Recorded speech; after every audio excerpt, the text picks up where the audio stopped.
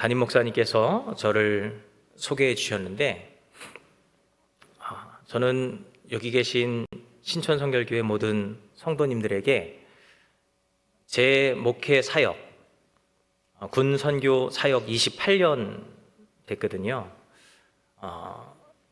이번 달 31일에 전역을 합니다. 그러니까 다음 달이면 이제 민간인이 되는 거죠. 네. 그 모든 것들을 한마디로 보고하자면, 제가 여기가 모교회니까요, 여기 신천교회 성도님들에게 제가 드릴 수 있는 말씀은 모든 것들이 은혜였습니다. 이렇게 고백하고 싶습니다. 성가대가 찬양을 부르는데 얼마나 큰 은혜가 되는지, 나의 갈 길 다 가도록 예수 인도하시니 어려운 일 당할 때도 족한 은혜 주시네. 하늘나라 갈 때 영영 부를 나의 찬송 예수 인도하셨네. 아마 그 찬양을 듣는데 가슴이 막 벅찬 거예요. 너무 벅차더라고요.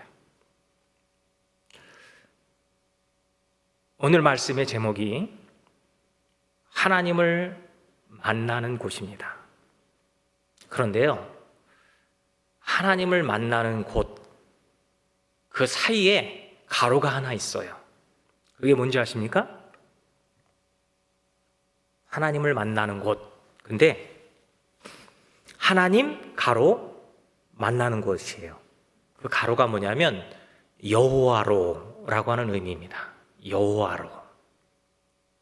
하나님을 여호와로 만나는 곳. 그게 무슨 말일까? 하나님이나 여호와나 똑같은 것 아니야? 이렇게 우리는 일반적으로 생각을 합니다.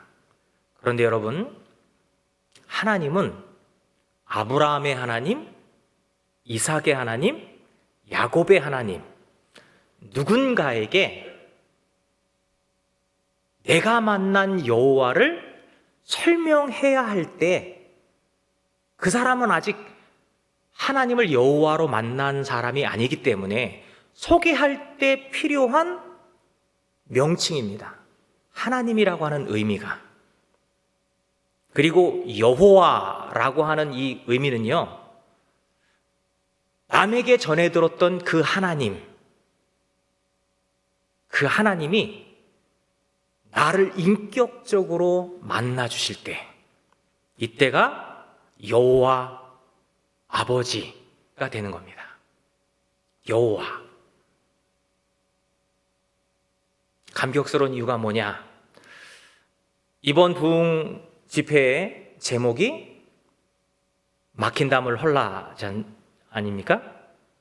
제가 유기성 목사님 설교 말씀도 듣고 또 이상진 목사님 설교 말씀도 듣고 참 많은 은혜를 받았습니다. 막힌 담을 허는 가장 첫 번째 걸음이 뭔지 아십니까? 아무것도 중요하지 않습니다.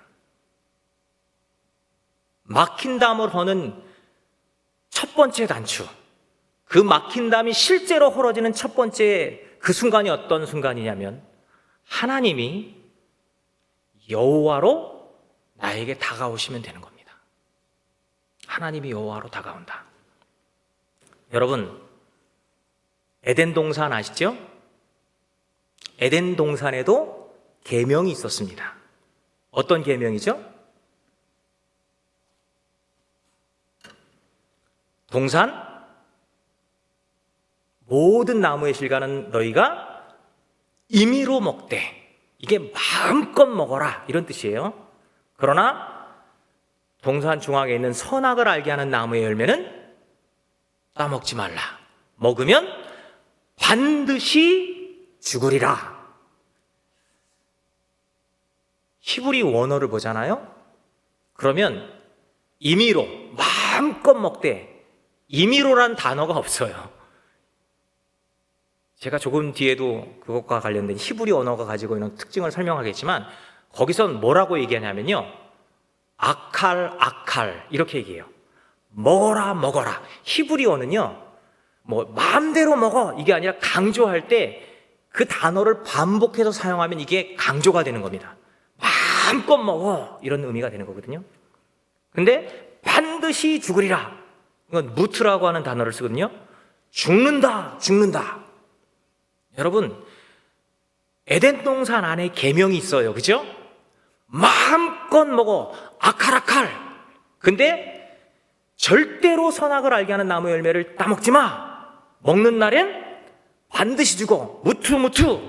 이 두 단어가 아주 극명하게 대비가 되죠, 그죠? 근데 아담과 하와가 이것을 따먹고 난 다음에 어떤 일이 벌어졌습니까? 네, 우리에게 사망이 임했고, 그죠? 에덴 동산 밖으로 쫓겨났습니다. 여러분 참 신기한 게 이거예요. 사람은 뭔가를 느낄 때 항상 부재 속에서 그것을 느끼게 돼 있습니다. 그게 무슨 뜻이냐면요, 하나님 우리에게 죽음을 주셨잖아요. 아니 우리를 창조하신 그분께서 왜 우리에게 죽음을 주시냐 이렇게 반문하는 분들이 있는데요, 그 죽음이 없다면 영원한 생명에 대한 갈망도 우리에게 없겠지요. 그죠? 그래서 존재는 부재 속에서 극명하게 드러납니다. 부재가 없으면요, 존재도 의미가 없는 거예요. 물고기가 물속 안에 있을 때는 물이 귀한 줄 몰라요. 물 밖으로 딱 나오는 그 순간 펄떡펄떡거리면서 어쩔 줄 몰라 하잖아요, 그죠? 물 밖으로 나왔기 때문인 거죠. 그거 똑같아요, 우리 인간들도요. 하나님 이거 아십니다. 근데 하나님이 우리에게 원하셨던 것은 모든 자유를 허락하시면서 단 한 가지, 동산 중앙에 있는 선악 열매는 따먹지 마. 먹으면 무투무투 죽는다고 이렇게 얘기하셨다고요. 근데 그걸 따먹잖아요. 하나님이 되려고, 그죠? 하나님처럼 되려고 그걸 따먹었어요. 어떤 일이 벌어졌습니까? 에덴 동산 밖으로 쫓겨났어요. 뭐가 신기한 줄 아십니까? 에덴 동산 안에서는요, 무얼 먹어도 삽니다. 어떤 것을 먹어도 살아요. 그리고 그 어떤 것을 먹는 데 있어서 영원히 사는 방법이 뭐냐? 마음껏 먹다가 동산 중앙까지 가서 뭘 먹는 순간 영원한 하나님 나라가 계속되냐면, 안식일입니다. 그게 안식일이 계속되냐면 그 생명나무의 실과를 따먹는 순간 인간은 하나님의 명령에 순종했기에 에덴 동산 밖으로 쫓겨날 일도 없고 영원한 생명을 누리는 겁니다. 그런데 마음껏 아칼아칼하면서 막 먹다가 동산 중앙으로 딱 가서 선악을 알게 하는 나무 열매를 보기 전에 생명나무 열매를 따먹으려고 딱 했는데 바로 그 옆에 뭐가 있죠? 선악을 알게 하는 나무의 열매가 있는 거죠. 너무나 탐스러운 겁니다. 보암직도 하고 먹음직도 하고 보암직도 하고 지혜롭게 할 만큼 탐스러웠다. 여러분 이 세 가지 유혹, 이게 뭐죠? 요한일서 2장 16절에 나오는 육신의 정욕, 안목의 정욕, 이생의 자랑입니다. 예수님이 오셔서 세례를 받으시고 세 가지 유혹을 받으셨습니다. 그 유혹이 뭐냐? 육신의 정욕에 대한 시험, 안목의 정욕에 대한 시험, 이생의 자랑에 대한 시험이었습니다. 첫째 아담은, 하와라고 얘기하지만 아담과 하와는 하나니까, 첫째 아담은 이 육신의 정욕, 안목의 정욕, 이생의 자랑에 무너져서 그걸 따먹었지요. 그러나 둘째 사람 예수 그리스도께서는 성령을 받으시고 광야에 성령을 통해서 이끌림 받으셔서 광야에 나가셔서 마귀의 시험을 이기실 때 이 세 가지 유혹을 말씀으로 이기셨습니다. 말씀으로. 돌이 떡덩이 되게 하라. 먹음직, 그죠? 육신의 정욕. 예루살렘 성전 꼭대기에서 뛰어내려라. 얼마나 멋져 보입니까? 사람들이 다 존경하고 바라볼 만한 거잖아요. 그죠?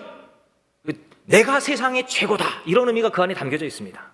나는 천사가 발을 붙들어 돌에 부딪히지 않게 할 만큼 위대한 존재다. 이게 모든 인간들에게 있는 욕망입니다. 모함직한 존재, 인정받고 싶은 욕구, 내가 세상의 기준. 이게 두 번째 유혹이죠. 세 번째 유혹이 뭐였습니까? 지혜롭게 할 만큼 탐스러운 것, 이생의 자랑. 너 이 세상을 구원할 신이 되게 해줄게. 너가 신이야. 나한테 절해. 그럼 내가 이 세상 다 주관하고 있으니까 너에게 줄게. 예수님이 어떻게 이기시죠? 육신의 정욕. 사람이 떡으로만 사는 것이 아니다. 안목의 정욕. 주 너의 하나님을 시험하지 말라. 이생의 자랑. 오직 하나님만 예배할지니라. 주님은 이기셨습니다. 여러분, 원래 이 생명나무 있잖아요. 동산 중앙에 있는 이 생명나무가 예수님의 십자가입니다. 예수 그리스도입니다. 선악나무, 선악의 열매를 맺는 그것, 그 선악과를 맺는 선악나무가 하나님의 자리를 상징하는 거죠. 하나님과 예수님이 어떻게 같이 있느냐. 여러분, 이단에서는요, 신천지 같은 이단에서는 이 선악나무 있지 않습니까? 선악을 알게 하는 나무, 이것을 그 비유로 풀어서 가라지, 마귀가 뿌려는 나쁜 가라지, 인간에게 생명을 박탈시킨 나쁜 거다, 이렇게 얘기하지만요, 아니에요. 이건 하나님의 절대 주권을 의미합니다. 근데 어떻게 그 하나님의 절대 주권이 동산 중앙에, 에덴 동산 중앙에, 거기가 하나님 나라고 거기가 안식일입니다. 영원한 안식이 되는 그 중앙에 하나님과 예수님이 어떻게 같이 있을까요? 생명나무는 십자가거든요. 예수님은 절대 순종하시기 때문에 그렇습니다. 근데 우리 인간은 순종하지 않습니다. 이제 밖으로 나왔습니다. 쫓겨났죠. 그래서 우리의 삶에 막힌 담들이 생겼습니다. 그게 삶의 문제이건, 관계의 문제이건, 내 마음의 정서적인 문제이건, 이 막힌 담들이 생겼습니다. 이거 도대체 어떻게 풀어야 됩니까? 무엇을 해도 이것을 풀 수 있는 방법이 없습니다.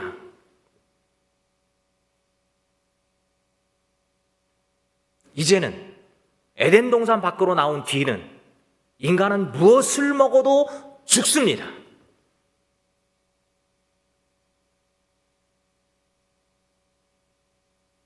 이것 외에는 길이 없습니다. 이것을 먹어야만 삽니다. 그게 뭘까요? 생명나무의 열매, 십자가의 보혈. 이것 먹지 않으면, 예수님의 몸과 피를 먹고 마시지 않으면 우리 속에 생명이 없습니다. 이게 성경이 우리에게 얘기하는 거죠. 막힌 담을 허는 가장 중요한 키워드가 뭐냐? 키포인트가 뭐냐? 이 세상에서는요, 하나님을 만나는 겁니다. 하나님 만나지 않고서는 해결될 것이 없습니다. 유기성 목사님 설교 말씀 드리면서 제가 큰 은혜를 받았는데요, 제가 1월 31일 날 전역하기 때문에 정년 전역 전 휴가 중입니다. 아직은 현역이지만, 그러니까 제가 이제 신촌 제 모교회니까 이 붕에 줌으로 그 방송으로 온라인으로 참여를 하고 있거든요. 은혜가 돼요. 근데 그 유기성 목사님의 첫째 날 회개를 통해서 막힌 담으로 헐라, 둘째 날 믿음으로 막힌 담으로 헐라, 다 은혜가 되는데요, 제가 군목으로 있으면서 군종 목사들이요, 육해공군 260명 되는 목사들이요, 봄철이 되면 영성 수련회를 합니다. 영성 수련을 하면 많은 강사님들을 모시거든요. 그런데 제가 제일 은혜를 받았던 목사님이 유기성 목사님이었습니다. 왜 은혜를 받았는지 아십니까? 다른 거 다 기억 안 나요. 그분이 군목으로 입대해서 훈련받다가 오른쪽 고관절 부상당했을 때 응급수술 필요한데 아무도 없다. 근데 그때 하나님을 부르셨잖아요. 아무도 응답하지 않는 그 속에서 터져나온 그 울음. 이게 하나님이 유기성 목사님을 만나주신 순간이거든요. 그 전에도 만나주셨어요. 어떻게? 이 하나님으로 만나주신 거죠. 이 지식적으로. 그런데 여호와로 딱 만나주시면 어떤 일이 벌어지느냐? 여러분, 이게 신비입니다. 신앙의 신비. 하나님을 우리가 여호와로 만나잖아요? 그러면 그냥 채워져 버립니다. 싹 사람이 채워져 버려요. 그래서 유기성 목사님이 뭐라고 고백하셨어요? 이 다리 고쳐주세요가 아니라 드리겠습니다. 하나님께 드리겠습니다. 지금 멀쩡하시잖아요. 그죠? 저는 그 느낌을 알아요. 저는 어디서? 이 예배당이 지어지기 전 저쪽 예배당에서, 저는 신천교회 출신이라고 말씀드렸잖아요. 네, 제가 하나님을 여호와로 만난 곳, 저 아천홀 식당이었었습니다. 식당. 네, 전 초등학교 4학년 때 엄마 손에 이끌려서, 어머니 손에 이끌려서 교회를 갔어요. 교회 가기 싫어갖고서 빼먹었다가도 어머니한테 엄청 맞기도 하고 엄청 개구쟁이였거든요. 어머니가 아버지로 인해서 상처를 많이 있으셨기 때문에 사람이 뭔가 하나를 시작했으면 끝장을 봐야 된다, 이런 걸 심어주셔갖고요. 우리 가족이 전부 교회 다니기로 했으면, 아버지는 안 다니셨는데 다니기로 했으면 무조건 다녀야 되는 거예요. 그래서 다니다가 주일학교에서 막 성경도 외우고 뭐 상도 받고 간식도, 그래서 그냥 교회 다닌 거예요. 그러다가 중학생이 돼서 수련회에 처음 갔는데, 거기서 제가 마태복음 5장을 통째로 외웠었는데, 광명기도원이라고 있어요. 경기도 오포에 가면. 그 당시에 있었어요. 지금은 있는지 없는지 모르겠지만 거기에 최복희 목사님이라고 하는 분 오셔갖고서 그 마태복음 5장을 가지고 설교하시는데, 이거 제가 상 받아 먹으려고 외웠던 거잖아요. 근데 그 말씀 가지고 말씀을 전하는데요, 기도원에 딱 갔더니 사람들이 다 미쳤어요. 막 와! 그러고 막 이러는데요, 무서워갖고 이거 뭐야? 이거 뭐지? 그런데 그분이 마태복음 5장을 가지고 설교를 하신대요. 내가 저거 아는데? 그리고 기도원 뒤쪽에 이렇게 딱 앉았거든요. 그 말씀 하나하나가 다 나를 향한 말씀이라는 걸 아는 그 순간, 난 죽었다, 난 죄인이구나, 어떻게 하나. 그런데 그 목사님이, 예수님이 당신을 위해 죽으셨습니다, 그리스도의 십자가, 생명나무의 열매, 그거를 딱 제시하시는 순간 얼마나 큰 은혜를 받았는지, 그거 제가 목사가 되겠다고 하는 서원을 했어요. 근데 여러분 다 아시죠? 이렇게 은혜를 받아도요, 시간 지나면 다 까먹어요. 막 뜨거운 가슴으로 그렇게 했다가 돌아왔는데 일주일도 안 돼서요, 옛날 모습으로 돌아오더라고요. 이게 참 어쩔 수 없어요. 그래서 안식일을 기억하여 거룩하게 지켜라, 이 말씀이 있는 거예요. 계속 하나님 앞에, 말씀 앞에 노출이 되면서 사람은 조금씩 바뀌게 돼 있어요. 예. 안식일을 기억하여 거룩하게 지켜라라고 하는 이 말의 의미는요, 하나님 나라를 기억하면서 하나님께 초점을 맞춰라, 이런 의미가 되는 거죠. 그죠? 근데 그러다가 제가 고향이 여기거든요, 신촌. 아버지가 술을 너무 좋아하셔서 도저히 살 수 없는 상황이 돼서 어머니가 글로 농사 지으면서 품앗이나 하면서 이렇게 살면 그래도 먹고 살지 않을까 그래서 내려가셨는데 거기서다 이게 술 드시는 게 바뀌겠어요? 술 드시면 동네 어른이랑 싸우고 이런 일들이 있었으니까. 근데 이제 저희들이 좀 공부를 했나 봐요. 학교 다닐 때, 초등학교 다니고 중학교 다닐 때. 그러니까 어머니가 거기서 살 수 없는 상황이 되니까 다시 이쪽으로 오신 거예요. 중학교 2학년 때 제가 일로 왔거든요. 근데 아버지가 서울에 오셨다고 다시 한국 수도인 서울에 왔으니 내가 정신 차리자 이러셨겠어요? 네. 여전히 술 드시는 거죠. 집 안 돌보시고. 그러다 술병이 나셨어요. 술병이. 돈이 있습니까? 6평짜리 단칸방에 6식구가 살았어요. 어머니는 우리들을 키우기 위해서 포장마차를 하시고, 저는 중학교 때 고등학교 때 그 어머니 포장마차 끌어들이면서요, 친구들이 볼까봐 모자 이렇게 딱 쓰고, 저랑 가까운 친구들은 알지만 그게 부끄러웠어요. 그래서 저 신천 로타리 쪽에 포장마차 하는 거기서 어머니가 우리들을 위해서 그 포장마차를 하셨거든요. 아버지 돌아도 안 보시고 그 포장마차에서 돈 버는 걸 갖고 가셔서 술 드시고 뭐 이렇게 그러다 술병이 나신 거예요. 돈이 어디 있어요? 일술 찍어가면서 살아가던 시절인데, 그러니까 방법이 없었어요. 그래서 신유의 은사를 받은 어느 권사님이 있다라는 얘기를 듣고서 그 권사님께 기도를 받으려고. 그 권사님이 신정교회 권사님이었어요. 네, 와우산 와우 아파트에 사셨던. 제가 중학교 3학년 학생이 업었죠, 아버지를. 술병이 나셔서 막 뭐 설사도 하시고 막 이러시니까 업고 가다가 겨울이었는데요, 초겨울이었는데 아버지가 제 등에다가 조절이 안 되니까, 괄약근 조절이 안 되시니까 변을 놓으신 거예요. 변을. 얼마나 화가 났는지. 거기 지금은 경찰서가 없었지만 거기 옛날에 공원이 있었거든요. 그 다주 쇼핑 옆쪽에 공원이 있는데 그 벤치에다가 그쪽에서 노고산동 쪽에서 내려오다가요, 그 벤치에다가 여기다가 변을 놓으셨으니 너무 화가 나는 거예요. 중학교 3학년이 무슨 저기가 있어요.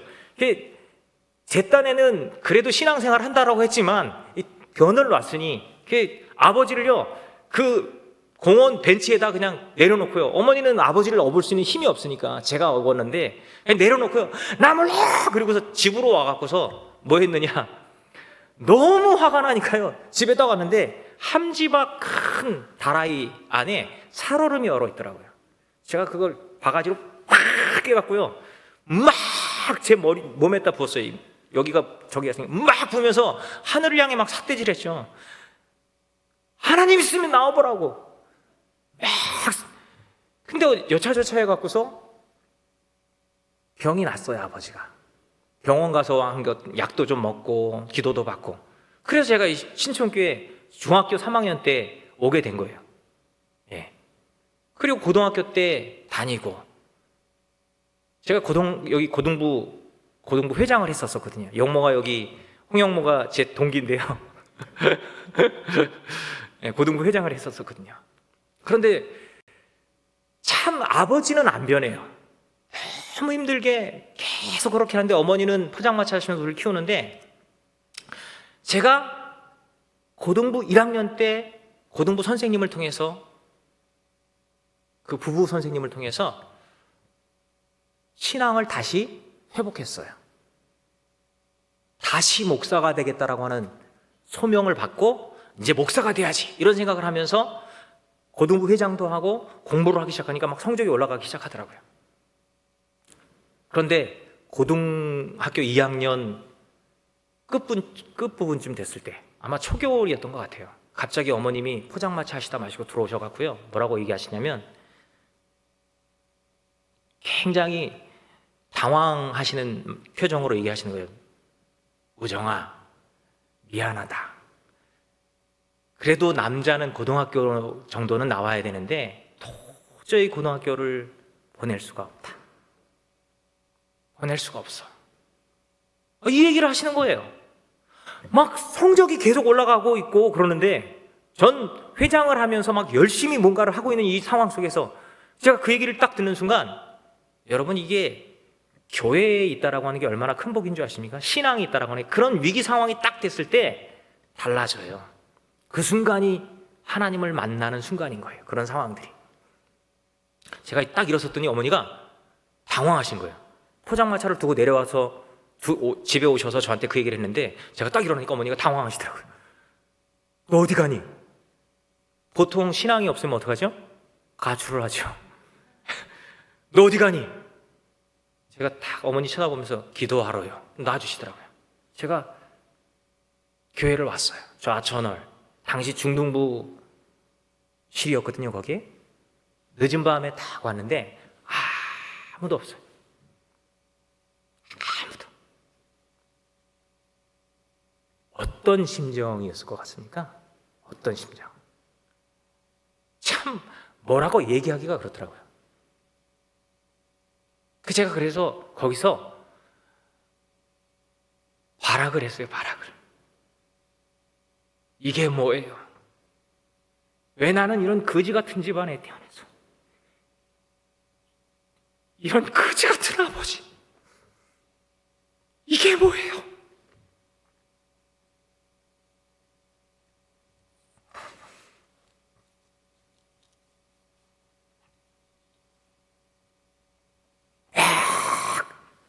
아그락을 쓰면서 발악을 하는데 갑자기 제 뒤에서요, 아들아 소리가 들리는 거예요.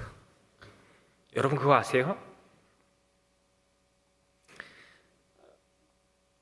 아무도 없는 데서 어떤 음성이 딱 들려오잖아요.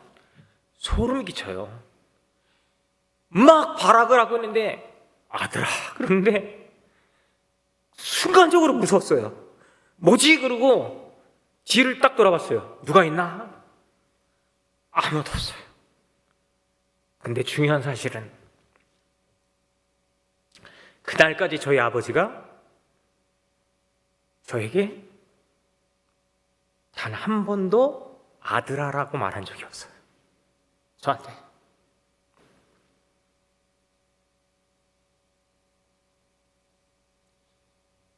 어떻게 됐을 것 같아요?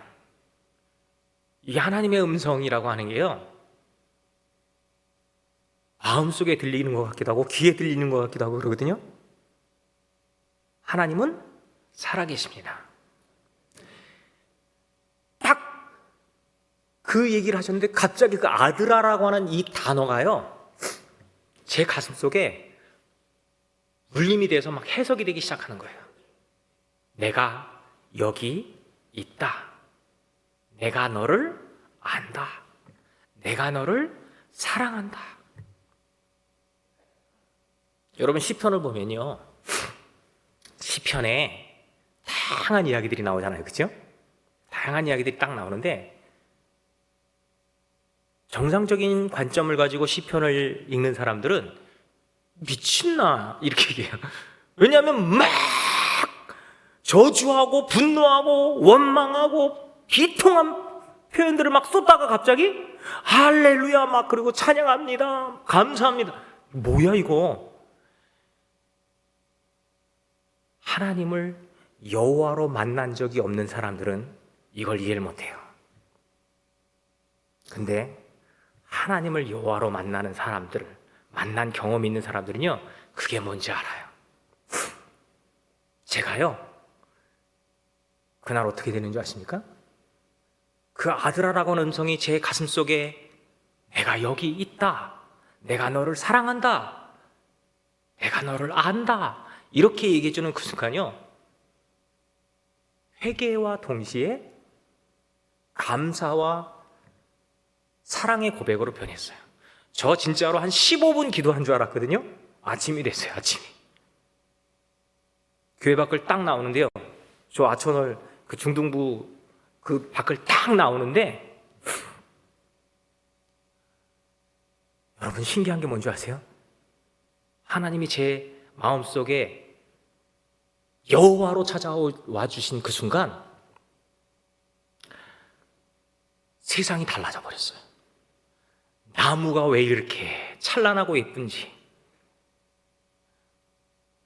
사람들이 지나가는데요, 그냥 너무 사랑스러워요. 그게 해가 떠오르고 있는데 그게 그렇게 찬란하고 막 가슴 벅찬 환희가 되는 거예요.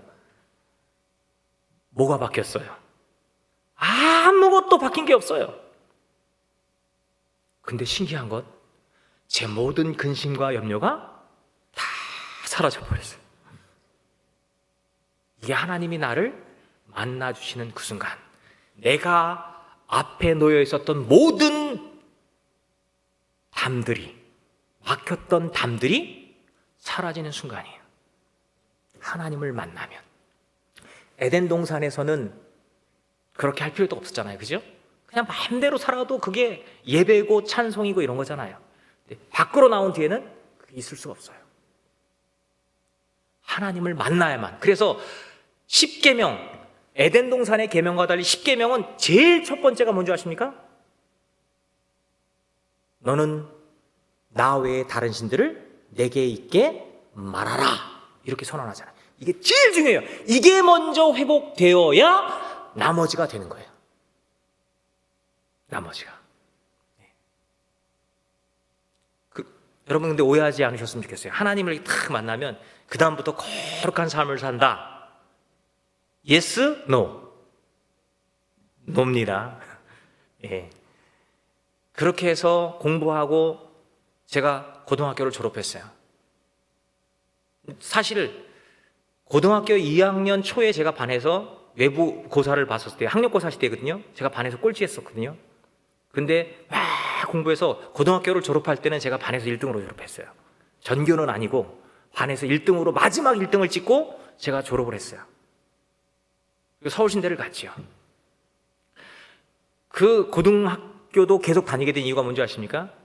그 무렵에 신천교회에서 장학금 제도가 만들어진 거예요. 그리고 저한테 장학금을 준다고 그랬어요. 그래서 제가 어머니한테, 어머니 교회에서 장학금 준대요. 그러니까 그래, 그럼 너 고등학교 다닐 수 있어. 예. 그래서 고등학교 다녔고, 여러분들이 하나님의 이름으로 하는 어떤 그 작은 일들이요, 어떤 열매를 맺을지 몰라요.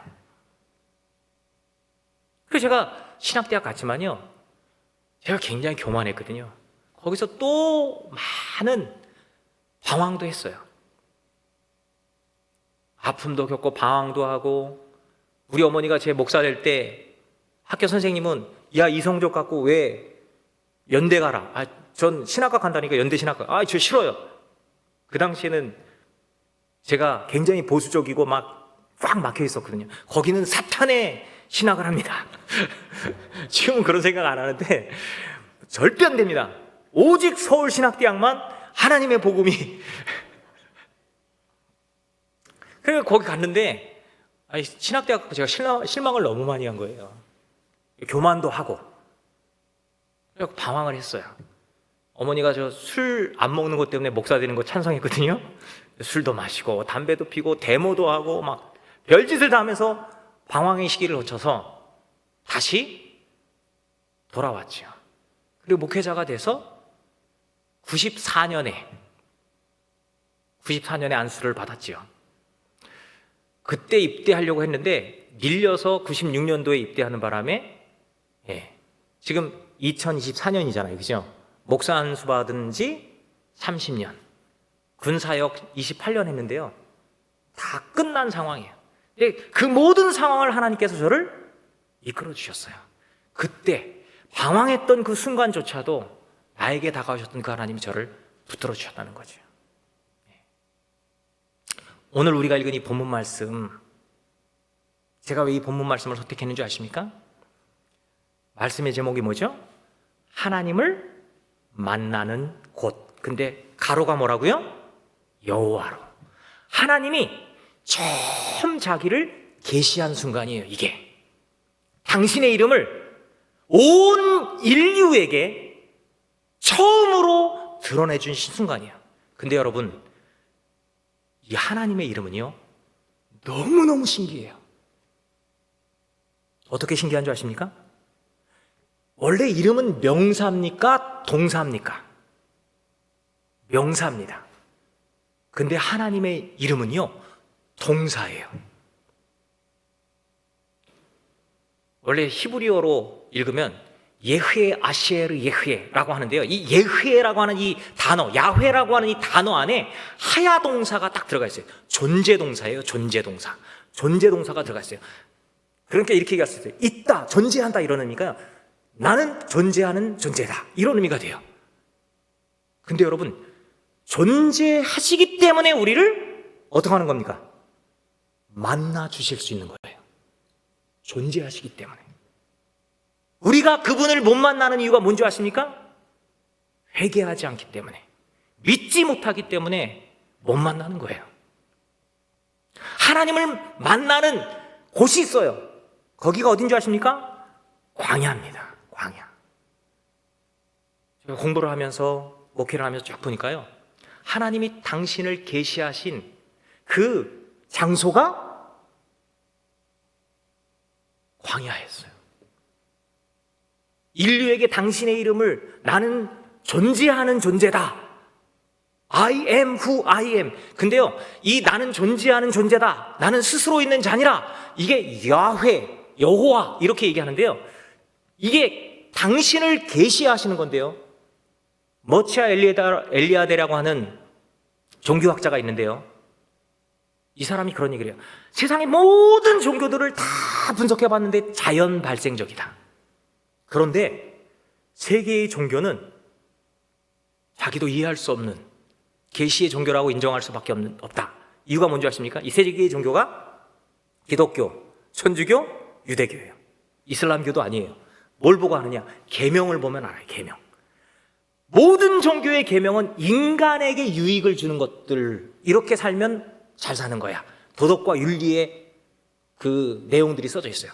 그런데 기독교, 천주교, 유대교의 계명은요, 어떤 존재가 선언을 해요. 너는 나 외에 다른 신을 네 앞에 두지 말아라. 도대체 이분이 누구야? 어떤 분이길래? 그분이 바로 광야에서 모세에게 당신을 드러내신 분이세요. 뭐로? 하나님에서 여호와로, 아브라함의 하나님, 이삭의 하나님, 야곱의 하나님에서 자기를 드러내신 분이라는 거죠. 광야.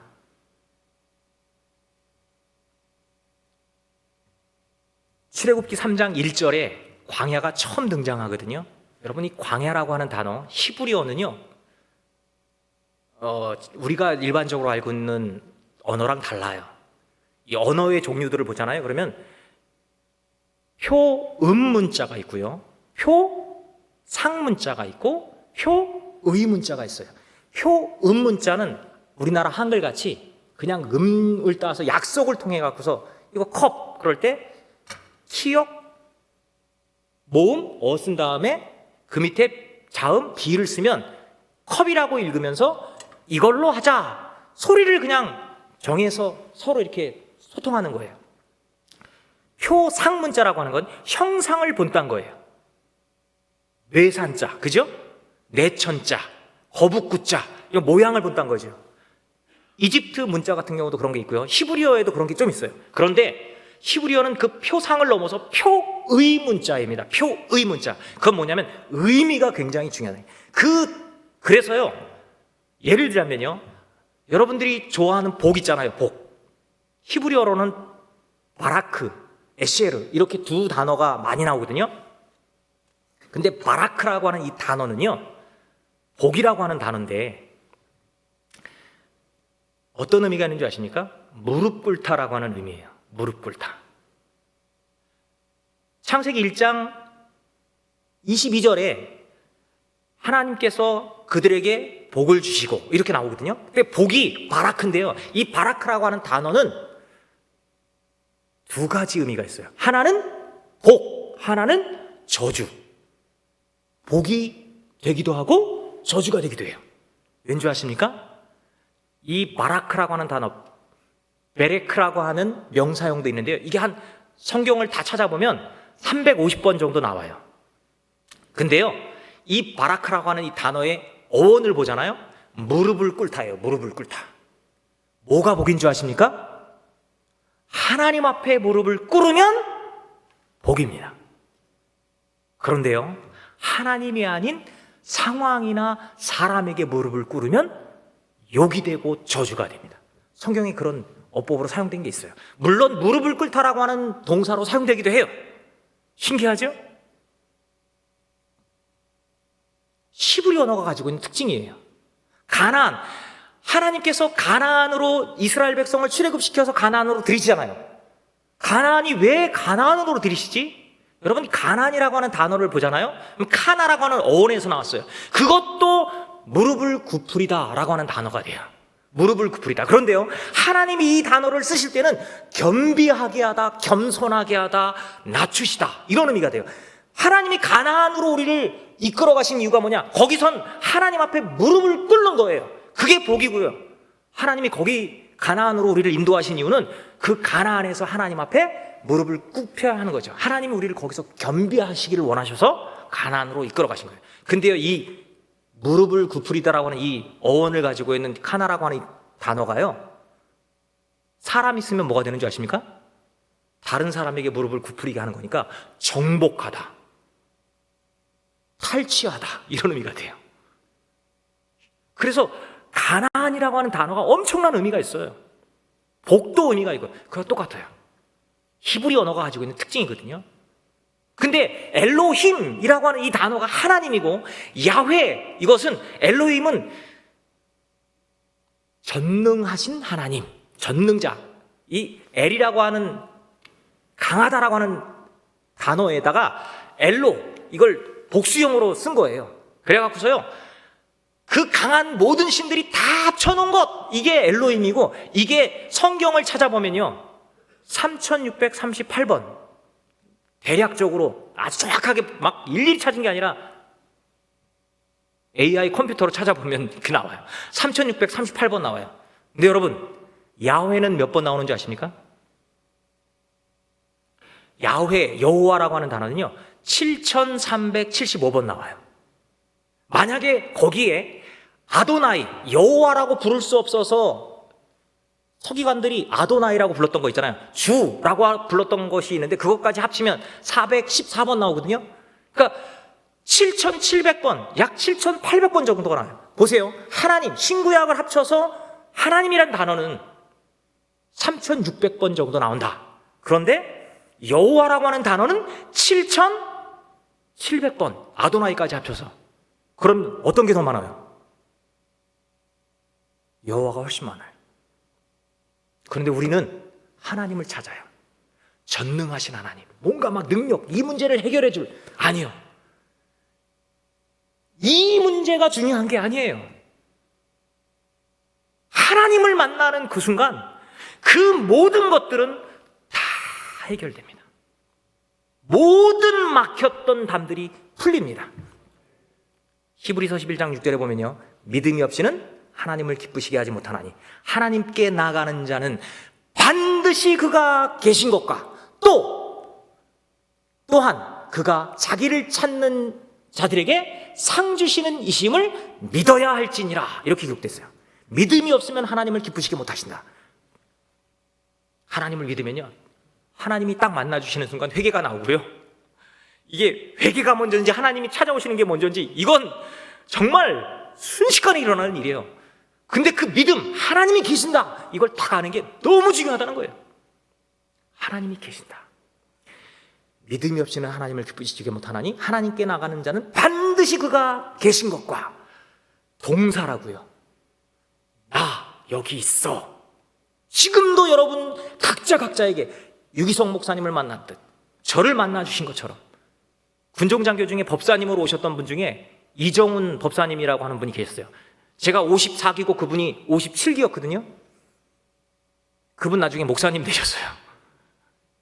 근데 그분이 종자연, 종교자유연구소에 막 예수 믿는 사람들을 반박하고 적대하기 위해서 성경도 읽고 뭐 CTS, CBS 새롭게 하셔서 날마다 새롭게 뭐 이런 것들을 막 읽으면서 연구하다가 이 복음이 스며든 거예요. 성경을 읽다가. 그래갖고 어떤 일이 벌어졌느냐, 이거 다시 한번 확실하게 끊어야 되겠다고 암자 들어가서 읽다가 도저히 안 돼서 돌아왔다가요, 하나님을 딱 만난 거예요. 우리 교단의 목사님이 그 설교하시는 영상을 보다가요,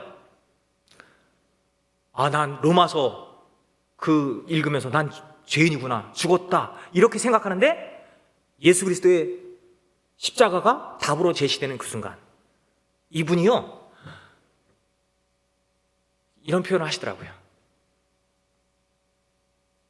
그 전까지 나는 누구인가? 이게 세상의 종교예요. 나는 누구인가? 여기에 관심을 가졌는데요. 하나님이 당신을 찾아오신 그 순간 당신은 누구십니까? 질문이 바뀌었대요. 울산대학교 법철학 교수 하셨었거든요. 나중에 목사님 되셨어요. 예, 이분이. 그 목사님 되신 얼굴을 딱 봤는데 내가 본 적이 없는데? 근데 군종장교였을 때 사진을 딱 보여주는 순간 저 법사님! 얼굴이요 완전히 달라요. 법사님 때 사진과 목사님이 되시고 난 다음에 사진이 완전히 달라요. 근데 그분이 그 얘기를 하시는 거예요. 하나님을 딱 만나고 하나님이 찾아오신 그 순간, 근데 하나님이 찾아오신 그 순간 정말 모든 것들이 다 아름답게 보였다. 제가 경험한 거랑 똑같아요. 그 가족 되시는 분도 사모님이 되셨잖아요. 목사님이 되셨으니까. 하나님이 살아계실 거 어떻게 하느냐? 그 목사님한테 당신 보고 알았다는 거예요. 하나님이 우리를 만나주시는 방법이 다 달라요. 그런데요, 오늘 본문 말씀 보잖아요. 광야가 뭔지 아십니까? 히브리어로 미드바르라고 하는 단어를 쓰거든요. 미드바르라고 하는 이 단어는요, 다바르라고 하는 어원에서 왔어요. 다바르가 말씀하시다. 성경을 보면요, 히브리어에 이르시되, 아마르, 말씀하시다 이럴 때 다바르 이런 단어를 써요. 예. 말씀하시다. 그래서 이 미드바르라고 하는 단어는요, 광야라고 하는 의미도 있지만 말하기라고 하는 의미도 있어요. 또 남방, 아래쪽 거기 사막이 있거든요. 남방이라는 의미도 있어요. 미드바르라고 하는 단어가 딱 있는데요, 그게 3장에 처음 등장해요. 모세가 자기 양떼를 끌고 광야, 하나님의 산 호렙에 이뤘다. 여러분, 호렙도 의미가 있어요. 어떤 의미가 있는지 아십니까? 호렙이라고 하는 이 단어가요, 하라브라고 하는 동사에서 나왔거든요. 근데 이게 어떤 의미냐? 물이 바싹 말려지다, 가뭄에 타다, 황무지, 황폐, 이런 의미예요. 하나님의 산 호렙인데요, 뭔가 아니요. 근데 이게 신기한 게 이거예요. 표의문자라 그랬잖아요. 히브리어는요, 그 호렙이라고 하는 그 단어, 하나님의 산이 왜 그렇게 황무하고 막 모든 물들이 말라버려, 하나님의 영광이 임하면 세상의 모든 영광은 사라지는 거예요. 의미가 없어요. 다 말라버려요. 우리 눈에는 그게 황무해 보이지만 하나님은 그게 더 나아요. 첫째 날 유기성 목사님께서 베레스 우사 얘기하셨죠. 할 때 땅이 났다. 만물보다 부패한 것이 인간의 마음 중심이잖아요. 그죠? 딱 막는 순간 땅이 났다. 그런 의미가 그 안에 담겨져 있어요. 그런데 거기서 하나님이 모세를 찾아왔어요. 애굽에서 40년, 광야에서 40년, 모든 것들을 다 놓고 체념한 상태에 있는데 그 순간 딱 찾아오신 거죠. 그리고 말씀하십니다. 애굽 땅, 애굽이라고 하는 이 단어도 의미가 굉장히 커요. 미츠라임이라고 하는 단어인데요, 이게 강한 성체, 둘러싸인 방벽, 요새, 망대. 애굽은 인간의 문명이 축약된 그런 의미를 가지고 있어요. 거기서 사람은 고통받아요. 그 사람들을 하나님이 광야로 이끌어내시는 거예요. 이스라엘 백성을 왜 광야로 이끌어내셨는지 아십니까? 거기가 하나님이 말씀하시는 자리이기 때문에 그래요. 모세에게도 그렇게 다가오시는 거죠. 불붙은 가시떨기에서. 여러분, 이스라엘 사람들을 광야로 불러내십니다, 하나님은. 그래서 5장 1절에 보면요, 이렇게 얘기합니다. 그 후에 모세와 아론이 바로에게 가서 이르되, 이스라엘의 하나님 여호와께서, 이제 여호와를 만났기 때문에 여호와라는 단어가 나오는 거예요. 계속 이스라엘 하나님 여호와께서 이렇게 말씀하시기를, 내 백성을 보내라. 그러면 그들이 광야에서 내 앞에 절기를 지킬 것이니라. 또 7장 16절 말씀 보잖아요. 그럼 이렇게 기록되어 있습니다. 그에게 이르기를, 히브리 사람의 하나님 여호와께서 나를 왕에게 보내어 이르되, 내 백성을 보내라. 그러면 그들이 광야에서 나를 섬길 것이라 하였으나 이제까지 내가 듣지 아니하는도다. 하나님 이스라엘 사람들을 광야로 불러내신 거예요. 광야로. 그리고 모세도 광야에서 만났어요. 만나신 다음에 자기를 계시하시는 거죠. 근데 여러분, 자기를 계시하시는 하나님의 이 명사가 아닌 동사의 이름이 얼마나 놀라운 건지 아십니까? 여러분, 우리들은 시제를 알아요. 그죠? 과거, 현재, 미래. 히브리어에는요, 시제가 없어요. 그래서 히브리 동사는요, 양태 동사라고 하거든요. 모양이나 상태를 나타내 주는 것만 있어요. 완료와 미완료. 이 두 개밖에 없어요. 완료와 미완료. 근데 하나님의 이름, 그 동사가요, 미완료예요, 미완료. 왜 완료와 미완료밖에 없는 줄 아십니까? 이게 성경의 기준 때문에 그래요. 성경의 기준. 성경은요, 이 세상에는 과거, 현재, 미래가 있잖아요. 하나님 나라는 영원한 현재예요. 영원한 현재에서는요, 오늘 내가 어떤 한 일이 있고 아직 못한 일이 있을 뿐이잖아요. 그래서 그런 의미로 쓰여요. 근데 성경의 언어는 한 일임에도 불구하고 특이하게 예언적 완료라는 특수한 용법이 있어요. 완료됐음에도 불구하고 그것이 미래를 나타내는 경우도 있지만 대부분은 완료, 미완료. 이 미완료가 현재와 미완료인 거예요. 근데 야훼로 나타내 주실 때 미완료예요. 하나님의 이름이 하야, 아시에르 하야. 그래서 I am who I am 현재죠? I am 아니라 I will be who I will be 이렇게도 번역이 돼요. 멈춘 게 아니라 지금 열려 있어요. 계속 열려 있어요. 여러분, 이 히브리 언어의 특징이 가장 잘 나타나는 게 뭔지 아십니까? 영어, 성경 또는 히브리 언어를 보면 나오는데 한글은 잘 몰라요. 십계명을 보잖아요. 여러분, 이런 궁금증 안 생기셨어요? 십계명을 보면요, 제1계명 영어로 이렇게 얘기합니다. NIV 버전인데요. You shall have no other gods before me. 이렇게 기록되어 있어요. 너는 내 앞에 You shall have no other gods. 다른 신들을 갖지 않을 것이다. For me. 내 앞에. 이게 어떤 의미죠? 쉘은 언제 써요? 여러분, 이 히브리 이 미완료라고 하는 이 단어는요, 현재 그냥 평서법으로 쓰기도 하고요, 직설법으로 쓰기도 하고, 명령으로 쓸 수도 있고, 기원으로 쓸 수도 있고, 단언으로도 쓸 수 있어요. 이게요. 근데 그거를 영어 성경으로 번역을 할 때요, 어떻게 번역했냐? You shall have no other gods before me. 내 앞에 다른 신들을 네가 두지 않게 될 것이다. 이렇게 기록해놨어요. 여러분, 이게 동사적 관점에서 보면 어떤 의미인지 아십니까? 여러분, 십계명 지킬 수 있어요, 없어요? 못 지킵니다. 왠지 아십니까? 여러분이 지키려고 하니까 못 지키는 거예요. 하나님이 지키십니다. 하나님이 지키게 하십니다. You shall have no other gods before me라고 하는 단어를요, 다르게 바꿔 쓸 수가 있어요. I will make you. 내가 너를 그렇게 만들 것이다. No other gods before me. 내 앞에 다른 신들을 두지 않도록 내가 너를 그렇게 만들 것이다. 이런 의미가 있어요. 하나님이 그렇게 하셨어요, 안 하셨어요? 하셨어요. 예수 그리스도를 통해서 이 땅에. 성경을 읽으면서도요, 이게 왜 미래야? 궁금해하지 않으셨어요? 근데요, 그런 의미가 있어요. 계속 열려 있어요. 계속. 저는 단호하게 얘기합니다. 저는 이 28년의 군사역 기간 동안 하나님께서 저에게 다가오셨던 많은 경험들을 가지고 있어요. 그 하나님은 여러분이 찾으면 나야 이러고 만나주실 분이십니다. 여기 계신 모든 분들, 무엇이 막히셨습니까? 막힌 그것이 광야입니다. 하나님의 음성을 들을 만한 곳, 거기가 광야입니다. 그때 뭐 해야 되는 줄 아십니까? 너 어디 가니? 기도하러요. 하나님을 찾으십시오.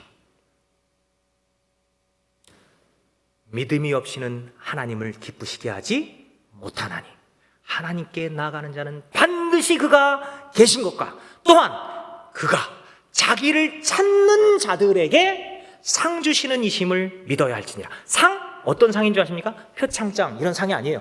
보상하신다는 뜻이에요. 그러니까 자기를 찾는 자들에게 보상한다는 말은 응답하신다 이런 뜻이에요. 응답하신다. 만나주신다는 거예요.